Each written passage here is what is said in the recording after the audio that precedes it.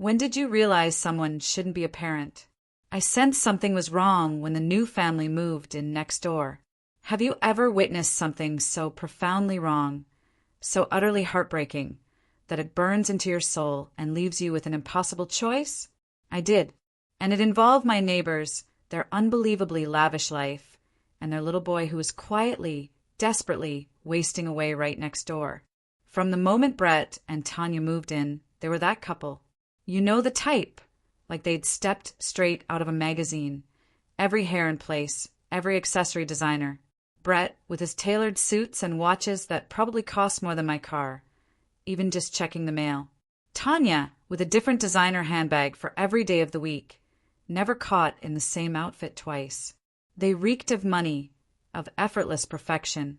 Then there was Oliver, their 8-year-old son. While his parents shimmered, Oliver was a stark contrast. His clothes were often holed, his shoes held together with duct tape, and he seemed to rotate through the same 3 stained shirts all week. At first, I tried to rationalize it. Maybe he was just a rough and tumble kid, or perhaps it was some strange phase where he wanted to dress down.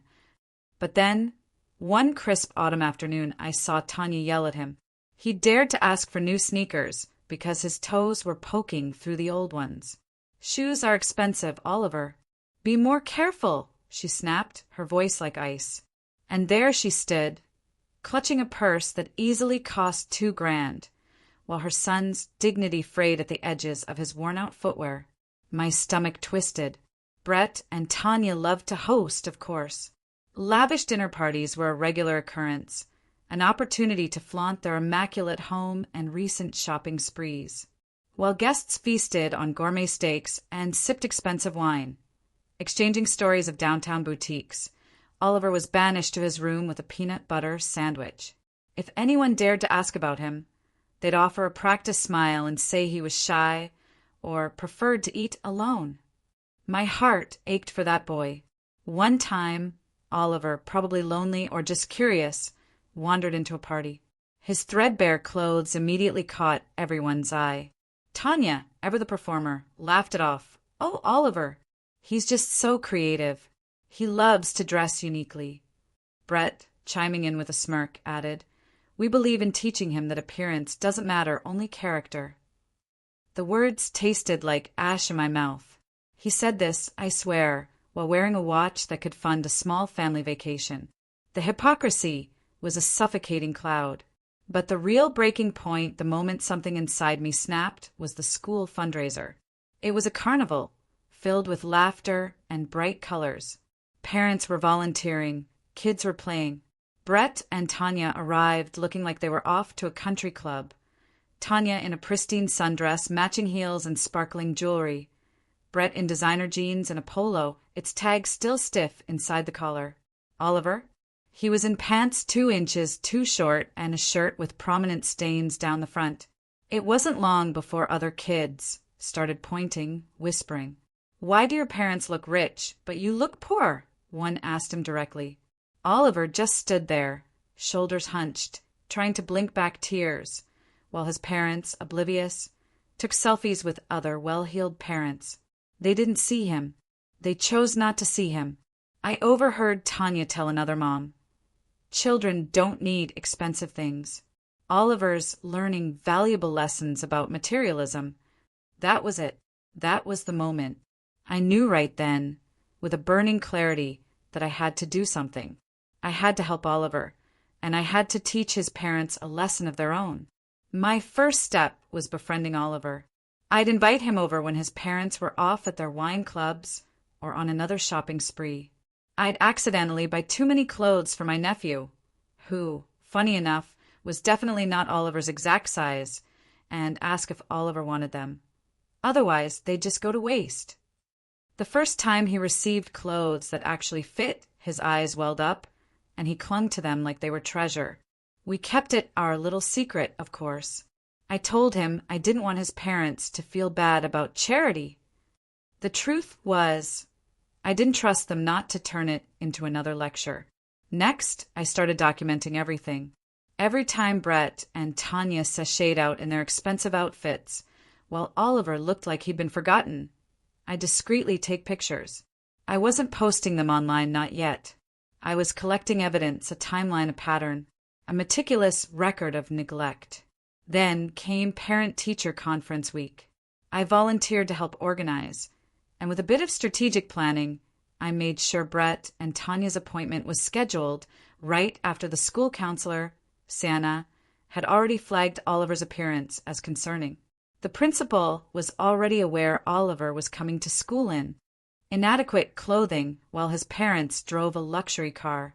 During their conference, the teacher broached the subject of Oliver's clothing. Tanya immediately launched into her rehearsed speech about teaching him about materialism. That's when the principal, calm but firm, pulled out the school's documentation, a record of Oliver's appearance over 3 months, juxtaposed with photos from the school's social media showing Brett and Tanya at events, perfectly coiffed. How can you afford designer clothes, but not proper shoes for your child? He asked. Brett, predictable as ever, got defensive. How we spend our money is our business. The principal reminded them, pointedly, that ensuring their child had adequate clothing was, in fact, their legal responsibility. The school social worker was brought in. She explained, her voice gentle but firm, that Oliver had been using the school's emergency clothing closet because he was too embarrassed by his appearance. Then she dropped a bombshell. Oliver had written in an assignment that he wished his parents loved him as much as they loved their clothes. Tanya started to cry, not those deep, remorseful sobs you'd expect from a mother hearing about her child suffering. No, these were sharp, angry tears, the kind that scream embarrassment at being caught, not grief for her son. And honestly, it made my blood run cold. The meeting ended with a chilling warning. If Oliver's situation didn't improve, child services would be contacted. But then, just a week later, my world stopped. I heard Oliver was in the hospital. I grabbed my keys, my hands gripping the steering, while so tight my knuckles turned white, and drove there without thinking. The whole drive, Oliver's face flashed in my mind. How small he looked in those too short pants at the carnival, and now he was in a hospital bed somewhere. When I reached the pediatric floor, I spotted Brett and Tanya immediately. They were in the waiting area, both dressed in expensive workout clothes, the kind with designer logos that cost more than most people's entire wardrobes. Brett wore $200 athletic pants and a matching jacket. Tanya, pink leggings, a sports bra, and a brand new zip-up hoodie. They weren't pacing, weren't crying, weren't doing any of the things worried parents do. Brett was scrolling on his phone, and Tanya was checking her reflection, touching up her makeup as if she were prepping for a photo shoot, not waiting to hear about her sick son. The sheer audacity of it left me speechless. A nurse walked by, clipboard in hand, and I rushed over, asking about Oliver. She looked at me with kind eyes, told me he was stable but undergoing tests. "Are you family?" she asked. "I'm a neighbor," I said, "a close neighbor who cares about him." She glanced at Brett and Tanya, then back at me, and something in her expression, a flicker of understanding, told me she'd already formed her own opinion about them. She said the doctor would be out soon with an update, and I could wait. My hands were shaking as I sat in one of the plastic chairs, directly across from Brett and Tanya. This was it, I realized. This was the moment everything I'd been documenting might actually matter. A doctor in blue scrubs pushed through the double doors, calling for Oliver's parents. Brett and Tanya stood up, and I watched the doctor's face intently, trying to read what was coming. He introduced himself as Dr. Hodges and began explaining that Oliver had arrived that morning complaining of severe stomach pain and dizziness. The school nurse had taken his temperature and blood pressure, and when his symptoms worsened, she'd called an ambulance. I moved closer, pretending to examine a hand-washing poster, but I was hanging on every word. Dr. Hodges was detailing tests, searching for the cause, when Tanya interrupted him. "How long is this going to take?" she whined. "We have dinner reservations at 7, and I don't want to lose our table." I watched Dr. Hodges's professional mask slip just for a second. His jaw tightened, his eyes went cold, and I could see him fighting to keep his voice level. He explained with an icy calm that their son's health was the priority, not their dinner plans. Brett jumped in. Is this really necessary? Can't we just take him home with some medicine? Dr. Hodges stared at them, a long, pregnant silence, before saying Oliver needed to stay overnight for observation. More tests in the morning. His voice now had an unmistakable edge, like he was barely holding back a torrent of unspoken words. Brett's face flushed. He started complaining about the cost, about hospital bills, unnecessary tests. I knew for a fact his corporate job came with excellent insurance and low copays. I couldn't take it anymore. I walked over, directly into their conversation. Dr. Hodges, I interjected, could I see Oliver? I'm his neighbor, and we're very close. The doctor looked at me, then at Brett and Tanya. I could practically see the pieces connecting in his mind. He told me hospital policy only allowed family and pediatrics, but he appreciated my concern. It's clear Oliver has people who care about him, said, his gaze pointedly lingering on me. Tanya shot me a look that could freeze water, her perfectly made-up face twisting into something ugly before she smoothed it back into a fake smile. It's so sweet you care, but we have everything under control. You don't need to worry. Brett put a hand on her arm. We should probably go update the family. A lie I knew. I'd never seen a single family member visit them. They walked away, leaving me to sit back down, phone in hand, but unable to focus on anything but the closed doors that led to Oliver. 3 hours passed. I didn't move. Other families came and went, some crying, some relieved, all looking more worried than Brett and Tanya had. After an hour or so, they stood up, gathered their things. I heard Tanya mention needing to return a handbag before the store closed at 9. My stomach lurched. Her son was in a hospital bed, scared and alone, and she was worried about a purse. Brett checked his watch, that obscenely expensive one, and said they should get going if they wanted to make their restaurant reservation. They walked past me, past the pediatric ward, without a single backward glance. The same nurse caught my eye, shook her head slowly, her lips pressed into a thin line. She knew. We both knew. No parent leaves their child in a hospital overnight, not for a handbag, not for dinner reservations. The next morning, I called the hospital. A different nurse answered on the pediatric floor. Oliver was still there, more tests. Dr. Hodges was concerned about his initial blood work. It was serious, her tone conveyed, even without details. I hung up, staring at my living room wall. This confirmed it all. Oliver wasn't just neglected with clothes and food. It was bad enough his body was showing signs. Doctors were genuinely concerned. I thought of my phone filled with photos, the meticulous notes, the timeline. What if someone official asked? What if my documentation could really help Oliver? The idea of getting involved terrified me, but the thought of doing nothing, of letting this continue, terrified me more. That afternoon, during visiting hours, I went back. I bought a soft brown teddy bear from the gift shop. When I reached the pediatric floor, I told the nurse I was a close family friend, just hoping for a few minutes with Oliver.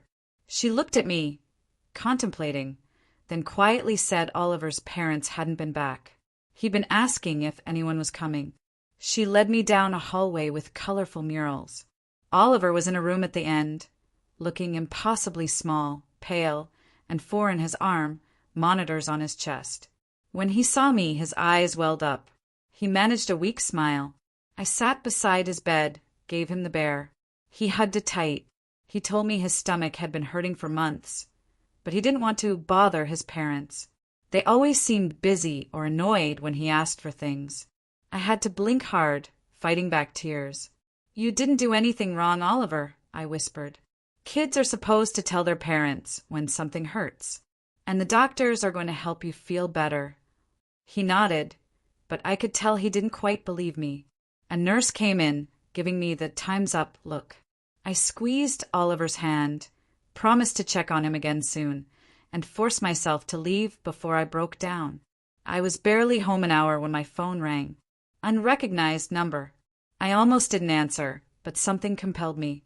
Willow McCarthy, a woman's voice said, CPS investigator. My heart pounded. She explained the hospital had filed a mandatory report due to neglect found during Oliver's examination. She was investigating his home situation and wanted to speak with me. I have a lot to share, I said, my voice shaky. I've been documenting things for months. There was a pause. Actual documentation? Photos? Notes? She asked.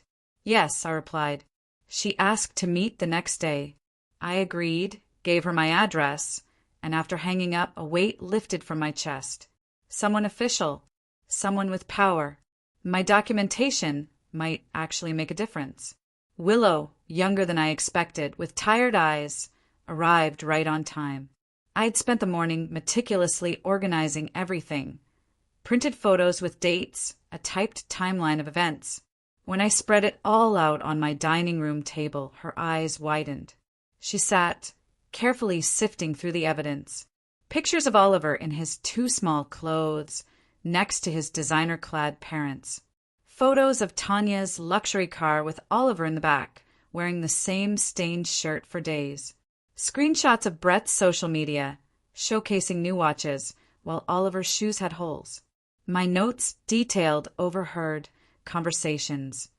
Dates Oliver came to my house hungry, times he was left alone.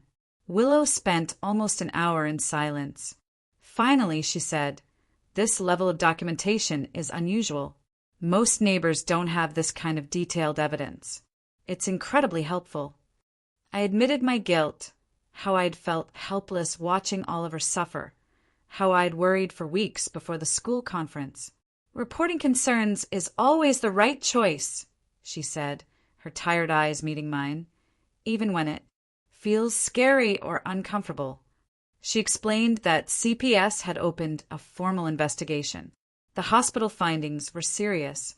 Oliver was severely underweight for his age, showing signs of long-term malnutrition.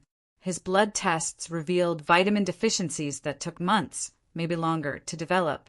She used medical terms I didn't fully grasp, but the message was clear. Oliver's body was living proof of neglect. This wasn't about bad choices or different parenting styles. This was a child not getting the basic things he needed to grow and be healthy. Two emotions warred within me. Relief that someone finally understood, that my documentation was helping, but also a deep, sickening guilt. How long had he been suffering? How much damage had been done while I was just taking pictures? 2 days later, Willow called. Oliver was going home. He had strict dietary instructions, follow-up appointments. She'd done a home visit at Brett and Tanya's. The house was perfect, like a magazine spread, but the kitchen? Almost no child-friendly food. Fancy crackers, expensive coffee, but no cereal, no peanut butter, no milk. The fridge held wine, cheese, gourmet prepared meals, but no juice, no fruit. The most shocking discovery, she said, was their bedroom closet. It was enormous, the size of Oliver's entire room, filled with designer clothes, many still tagged. Meanwhile, Oliver's closet held maybe 10 worn-out, too small items.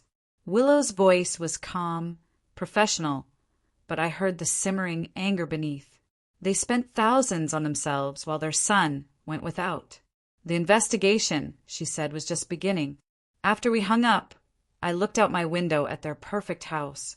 Oliver would be coming home to empty cabinets, to parents who cared more about their image than his health. There was nothing more I could do but wait and hope the system would protect him. 3 days later, coffee cup in hand, I stood at my window. Brett and Tanya's black SUV pulled into the driveway. Oliver climbed out, wearing the same faded, stretched-out shirt he'd worn to the hospital. His pants were still too short. His shoes looked ready to disintegrate. Tanya emerged from the passenger side, clutching 3 glossy shopping bags from expensive downtown boutiques. She'd been shopping while picking up her son from the hospital. Brett popped the trunk, pulled out Oliver's small school backpack, and handed it to him, rushing him inside. Oliver walked slowly, shoulders hunched, while his parents moved ahead, laughing about something. My stomach twisted. I set down my coffee, picked up my phone, and snapped one more photo through the window. It captured everything. Oliver trailing behind, their bright shopping bags a brutal contrast to his dull clothes. I saved it, then forced myself away from the window. The system was supposed to handle this now. My job was to let them. But watching Oliver disappear into that house still made me sick. Over the next few days, Willow pursued her investigation relentlessly. She interviewed Oliver's principal, then Sienna, the school counselor. Sienna called me afterward, her voice still shaken. Willow had spent 2 hours at the school, reviewing records. Photos of Oliver in his worn-out clothes, next to other kids, in clean ones. Sienna shared Oliver's journal entry from October. I feel invisible at home. I wish my parents would notice me the way they notice their clothes. Sometimes I pretend to be a mannequin, so maybe they'll pay attention. Sienna's voice cracked. Judge Cully's ruling that a child's emotional state was absolutely relevant echoed in my mind. There were more entries, drawings of a small figure alone while tall figures faced away, comments Oliver had made to teachers about being hungry or cold, noted but never escalated. The principal admitted they'd hoped their warning would be enough, that they hadn't realized the severity. The investigation expanded to Oliver's pediatrician. Willow called me a week later.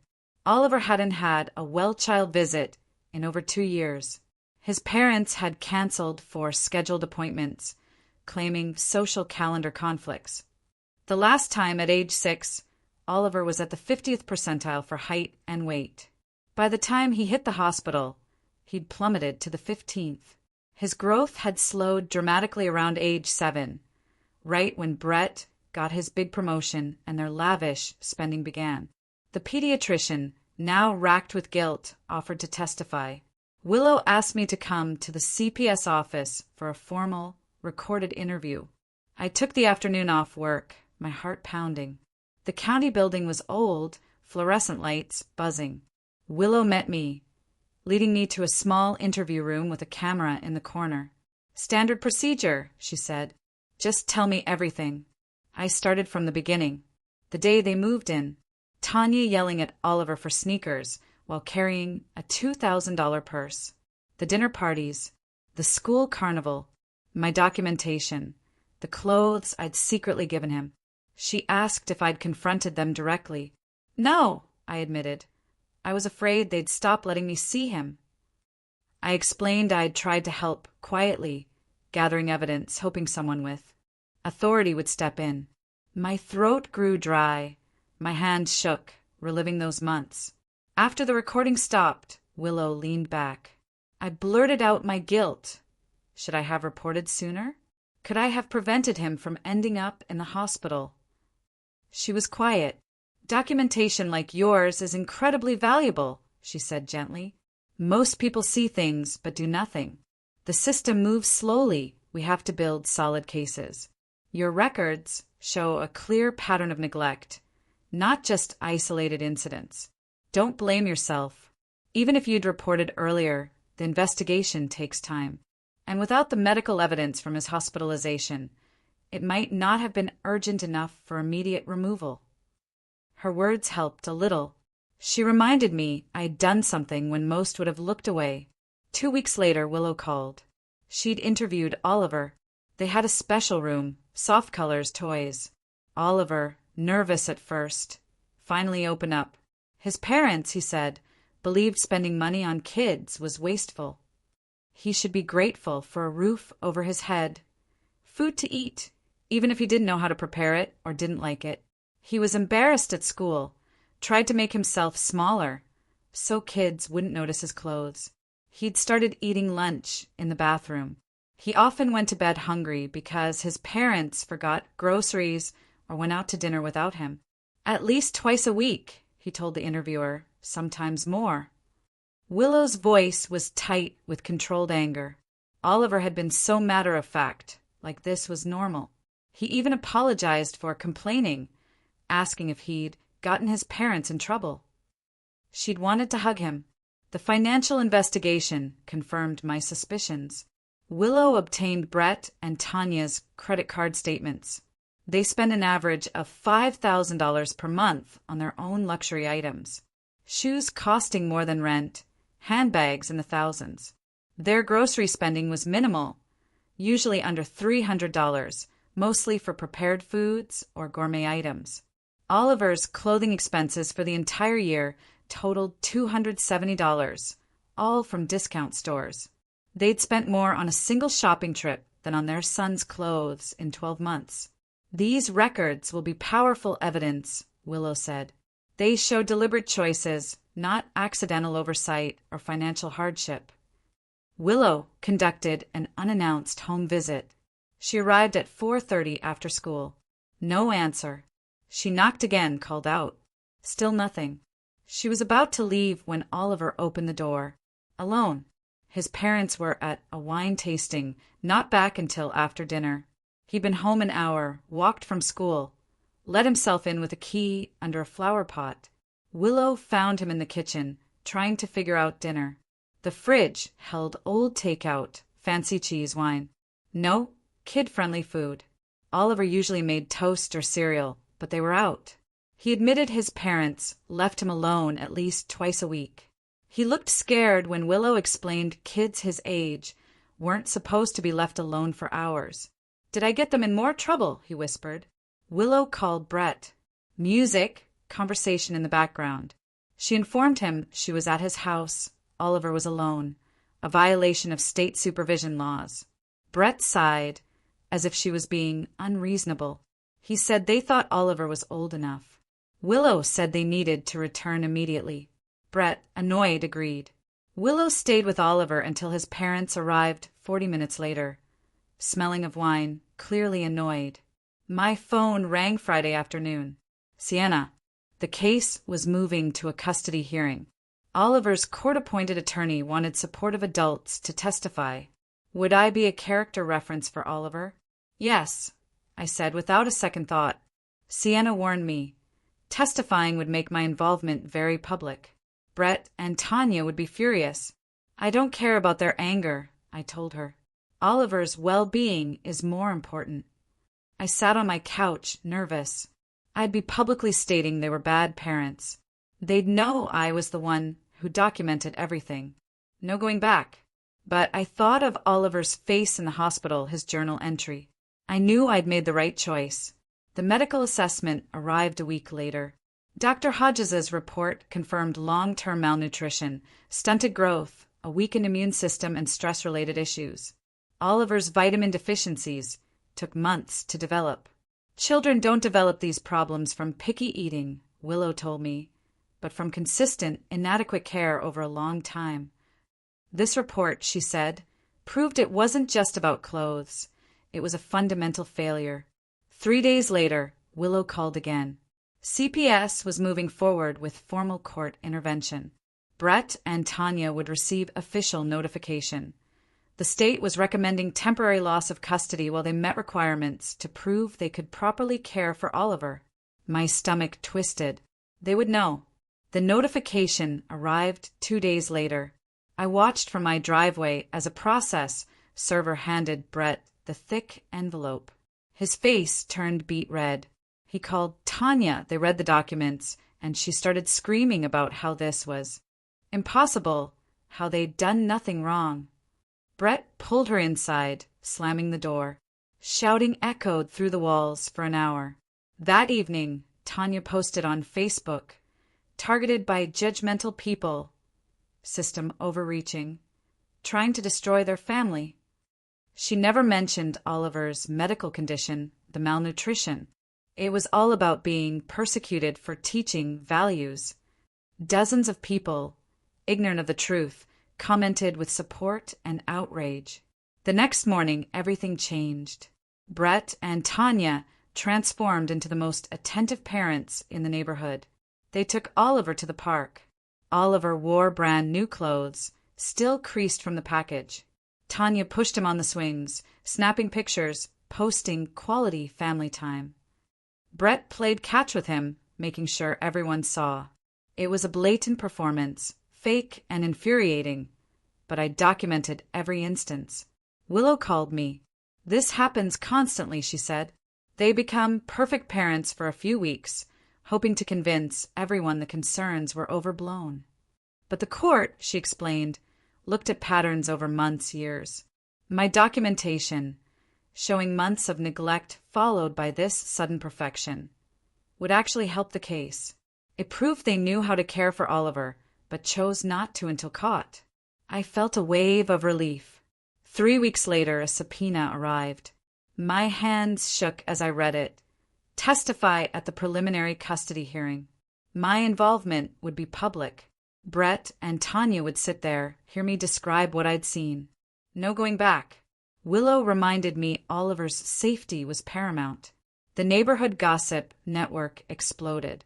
Brett and Tanya had hired Landon Houston, an expensive family lawyer known for defending wealthy clients. Landon immediately spun a narrative. Brett and Tanya were victims, persecuted for their lifestyle. He gave statements to reporters about parental rights, carefully omitting any mention of Oliver's medical state. Tanya shared the articles on Facebook, rallying support. My phone started blowing up with hateful messages. "Nosy neighbor," "jealous," "trying to destroy a family."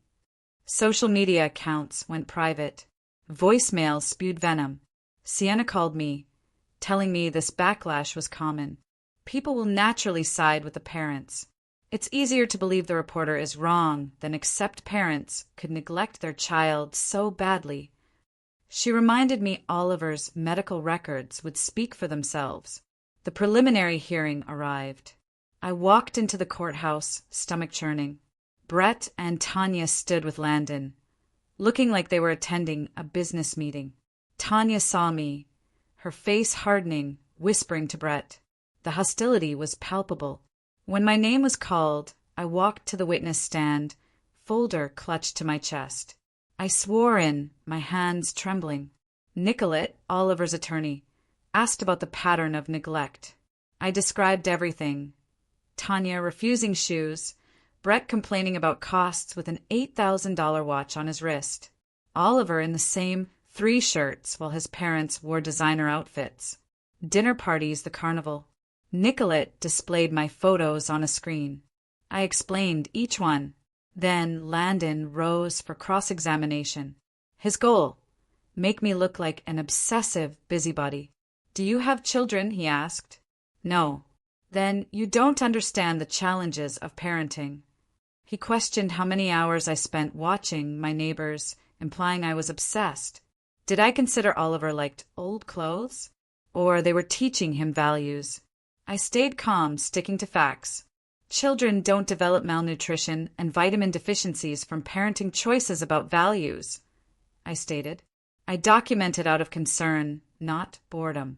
Landon tried to twist my words, but I kept bringing it back to Oliver's medical condition. Dr. Hodges was called next.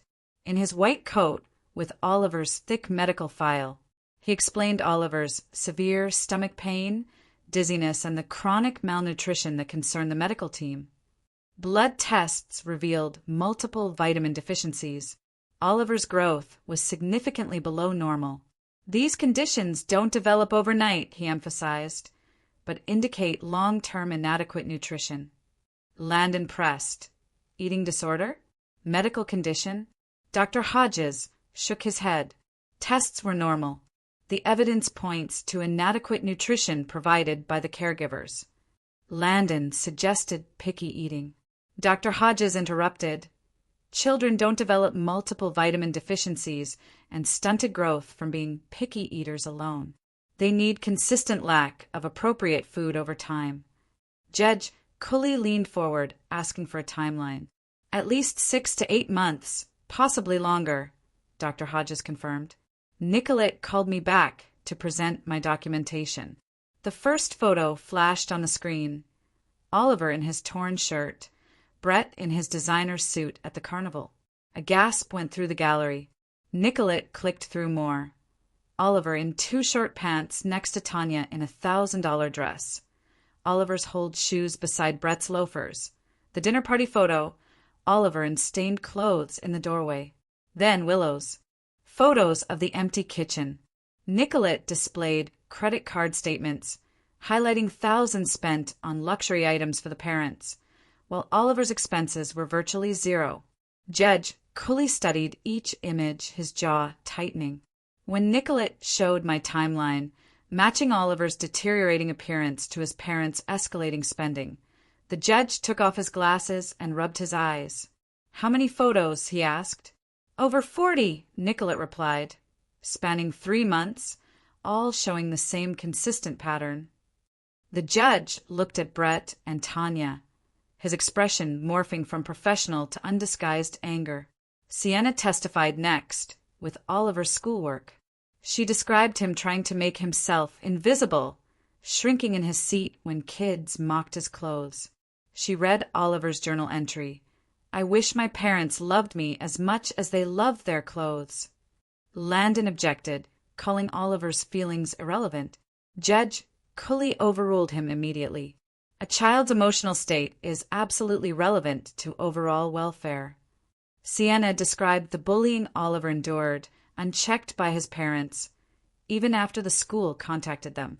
"Watching parents take selfies while their son is mocked," she said, "was one of the most disturbing things I've seen in 15 years. Brett took the stand, calm and composed.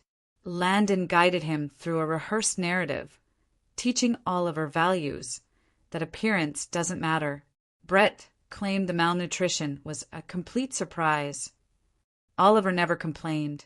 He thought Oliver was just a picky eater. "Of course, I love my son," he said, more than anything. "If I'd known, I would have changed things immediately." Some in the courtroom nodded. I felt sick. Nicolette stood for cross-examination, her expression sharp. Why did teaching Oliver about materialism require him to wear shoes with holes while you wear an $8,000 watch? Brett stumbled, claiming the watch was a gift. Nicolette produced receipts. He'd bought it himself. She showed the carnival photo of Brett in designer casuals.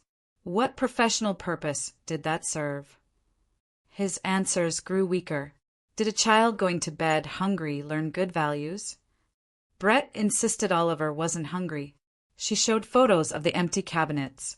Brett said there was food, just not junk food. Name 3 dinners Oliver ate in the week before his hospitalization, Nicolette challenged. Brett couldn't answer. The nodding stopped. Tanya took the stand, immediately defensive. She rambled about spoiled children, her parents raising her with much less. On Oliver's clothes, she insisted children don't need expensive things, that Oliver was dramatic. Nicolette held up the photo of Oliver's, toes poking through his shoes, next to Tanya's $2,000 handbag. Explain how teaching Oliver about materialism required him to have broken shoes while you carried luxury accessories. Tanya said the photo was out of context.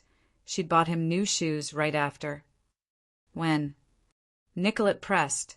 Tanya couldn't remember. Nicolette produced receipts. In the 6 weeks after that photo, Tanya spent over $1,500 on her own clothes. Oliver's expenses? 0. Tanya's face turned from red to purple. She started crying, claiming persecution for her lifestyle. Judge coolly cut her off. This isn't about your nice things. It's about your child going without basic necessities while you indulge yourself. Judge coolly announced he was ready to make his preliminary decision. The courtroom fell silent. After careful review of all evidence and testimony, he began, "I am ordering Oliver returned to his parents' custody under specific conditions." My stomach dropped. A gasp rippled through the room. He continued, weekly family therapy for 6 months, monthly home visits from CPS, medical checkups every 3 months, quarterly review hearings.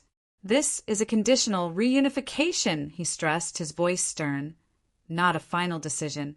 If the parents fail to maintain adequate care or if Oliver's health declines, custody will be revoked immediately." Brett and Tanya nodded quickly, visibly relieved. Landon stood. thanking the judge, placing a hand on Brett's shoulder as if they'd won. I sat there, sick to my stomach. A social worker escorted Oliver out of a side room. He walked past his parents without looking at them. Tanya reached out, but the social worker guided Oliver away before she could touch him. Tanya collapsed into Brett's arms, sobbing loudly. Brett just stood there, stunned that their money and expensive lawyer hadn't shielded them from any consequences. 2 days later, Willow called. Oliver was placed with a foster mother, Mrs. Daniels, who specialized in neglect cases. He was adjusting, confused, asking if he'd done something wrong, if his parents were mad at him. Normal, Willow said. I asked if I could visit. Willow would check. Approval came fast. Mrs. Daniels agreed. I barely slept. When I arrived at the foster home, a modest house with toys in the yard, Mrs. Daniels greeted me warmly. Oliver was on the couch, reading. The moment he saw me, he jumped up, running to hug me. I wrapped my arms around him, tears stinging my eyes. He was holding on so tight. When he pulled back, I noticed a change. He'd gained a little weight, his skin less pale, his eyes brighter. Mrs. Daniels said he was eating well, sleeping better. He still had nightmares, but was settling in.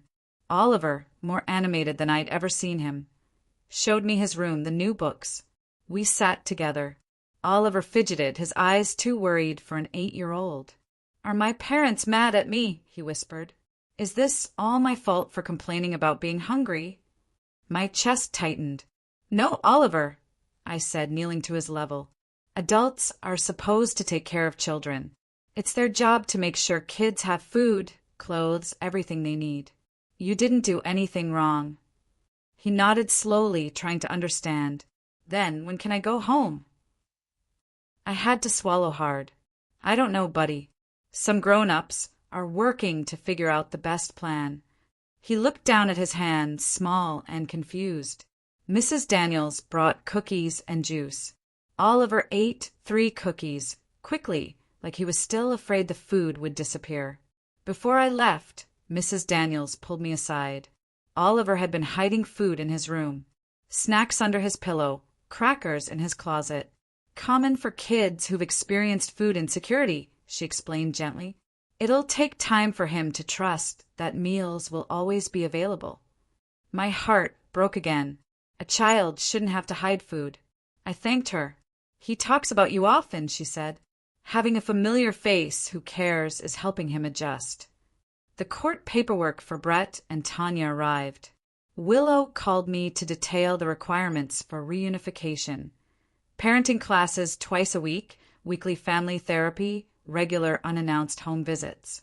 Landon, their lawyer, immediately filed motions challenging almost everything, claiming excessive conditions, state overreach. Judge Cully scheduled a hearing. I watched from the public seating. Landon made them sound like victims. Nicolette calmly laid out the evidence again. Judge Cully denied most of Landon's motions. These weren't minor mistakes, he declared, but fundamental failures. 3 weeks later, I was approved for a second visit with Oliver. He was in Mrs. Daniels's backyard, playing with a brown dog named Biscuit. He ran to greet me, his face filled out, color in his cheeks, eyes brighter. New jeans, a t-shirt that fit. He moved with more energy. He talked about Biscuit, his new school, his art project. He seemed more animated, more talkative than I'd ever seen. We sat on the back steps. I made a mistake, asked about his parents. His expression changed instantly, his shoulders hunched. He mumbled about the weather, changed the subject back to Biscuit. He kept glancing towards the house, his hands trembling. I didn't push. The full custody hearing was 2 months later. Brett and Tanya attended their classes, therapy. Tanya posted vague comments on social media about personal growth. But Dr. Morris, the family therapist, filed a concerning report. Brett and Tanya remained defensive, focused on getting Oliver back, not understanding how they'd harmed him. They saw it as hoops to jump through, not genuine change. When Dr. Morris tried to explore their priorities, they became hostile. They struggled to describe Oliver's emotional needs. Willow's unannounced home visits continued. The kitchen was stocked with kid-friendly food. Oliver's closet had new clothes, tags still on some. On the surface, improvements. But Willow noticed their closet remained huge, packed with designer items. Their bathroom counter, luxury products. Credit card statements showed continued luxury spending for them. Oliver's new clothes came from clearance racks. Their changes were superficial, addressing only the documented problems, not a fundamental shift. They'd learned to perform adequate parenting, not internalize it. Willow documented this. Compliance didn't equal genuine change. The subpoena for the final hearing arrived. Willow warned me Landon would come at me harder, portraying me as an obsessive neighbor, a vigilante. His strategy: question my motives, discredit my credibility. I spent 2 weeks preparing. Nicolette helped me practice. Stick to facts. Your documentation speaks for itself. The hearing began. 3 days. More crowded. Mrs. Daniels testified first, describing Oliver's food hoarding, his nightmares, his desperate need for approval. Dr. Morris followed, detailing Brett and Tanya's limited insight, their resistance to genuine change. On the second day, Judge Cully interviewed Oliver privately. The interview lasted 40 minutes. Nicolette later told me Oliver expressed love for his parents, but also fear of disappointing them. He liked having enough food at the foster home, not worrying about his clothes. He missed his parents, but felt more relaxed at Mrs. Daniels's, not having to be so careful. My throat tightened. No child should have to articulate such basic needs to a judge. A week after the hearing, Judge Cully returned. The courtroom was packed. Brett and Tanya, in expensive, conservative clothes, sat stiffly. Tanya dabbed at her eyes with a dry tissue. The tension was suffocating. The judge cleared his throat. After careful review, I am ordering Oliver returned to his parents' custody under specific conditions. My stomach dropped. I heard a quiet gasp behind me. He continued. Weekly family therapy for 6 months, then twice monthly. Monthly home visits from CPS for the first year, then quarterly. Medical checkups every 3 months. Quarterly review hearings. This is a conditional reunification, not a final decision. If the parents fail to maintain adequate care, or if Oliver's health declines, custody will be revoked immediately. Brett and Tanya looked relieved. Landon thanked the judge. I sat there, sick. How could this happen? Nicolette found me. Family courts always try to reunify. The monitoring is strict. Permanently removing rights is a very high legal standard. I knew she was right, but it didn't make me feel better. 2 weeks later, Oliver had supervised visits. I watched from my window as they brought him home. Brett helped him out of the car. Oliver stood on the sidewalk, looking up at the house, hesitant. Tanya came out, smiling big and fake, arms open. Oliver walked slowly, let her hug him, but his body stayed stiff. They went inside. I let the curtain fall. Had I made things worse? Willow texted. Oliver had mixed feelings, relieved but nervous. Family therapy started. Progress was slow. Brett and Tanya focused on how the investigation affected them, not Oliver. They saw themselves as victims. Willow's monthly home visits showed compliance. Kid-friendly food, clothes that fit. Oliver's room was tidy. But Willow told me privately something was still off. Oliver had what he needed physically, but the warmth, the genuine interest, wasn't there. They were meeting legal requirements, but not building the loving relationship he deserved. It made her sad. For months after Oliver came home, he had his quarterly medical checkup. Oliver had gained 12 pounds, vitamin levels normal. He was catching up. Dr. Hodges noted physical neglect was addressed, but Oliver showed anxiety, especially about home life. Emotional issues persisted. I ran into Tanya one evening.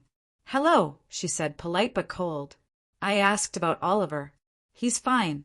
We're complying with all court requirements. Her tone, we were right all along. She mentioned the healthy checkup. I said I was glad. She gave a tight smile.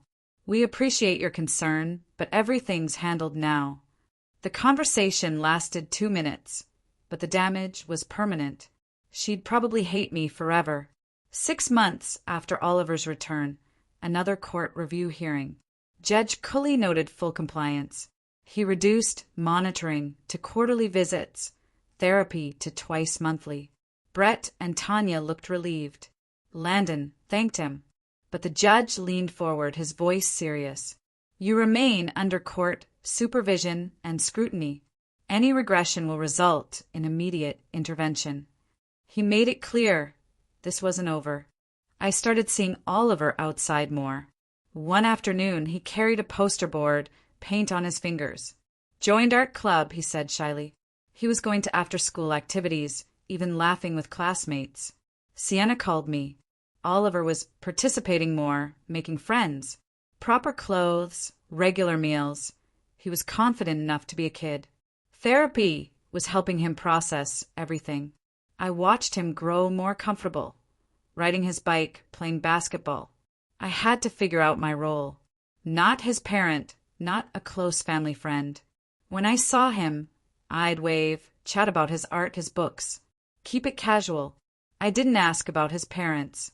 It was hard, this balance between awareness and respecting boundaries. Willow reminded me, be a stable, caring adult he could talk to, but let the system work.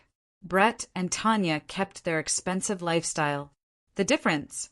Oliver had new clothes, proper shoes, a warm coat. They bought him what he needed when they shopped for themselves. They were meeting the minimum requirements. At neighborhood events, they'd be dressed in designer outfits, Oliver beside them, finally looking the part. It looked right on the surface, but I knew the emotional dynamics underneath were still broken. They'd learned to perform adequate parenting, checking boxes. Whether they understood why starving their kid was wrong, or just knew they had to follow rules to avoid losing custody, I couldn't tell. The court forced their behavior to change. It couldn't make them love Oliver the way he deserved. 10 months after the investigation began, Oliver came over. Healthy, happy. We chatted. Then he said something that made my chest ache. Things are better now. My parents make sure I have food and clothes, but they still do their own activities. Don't really hang out with me much. He said it matter-of-factly, as if he'd accepted this was just how his family worked. He'd adjusted his expectations down to adequate care. Are you happy? I asked. He shrugged. I guess so. At least I don't have to worry about being hungry or embarrassed anymore. That acceptance, that quiet resignation, broke my heart, but having his physical needs met consistently was a victory, even if the emotional connection wasn't. There, a year after Oliver ended up in the hospital, I watched him help Brett wash their car. Oliver was spraying tires, Brett scrubbing. Oliver laughed, a genuine laugh. Brett ruffled his hair. For a moment, they looked like a normal father and son. Their relationship wasn't perfect, but it was functional, safe.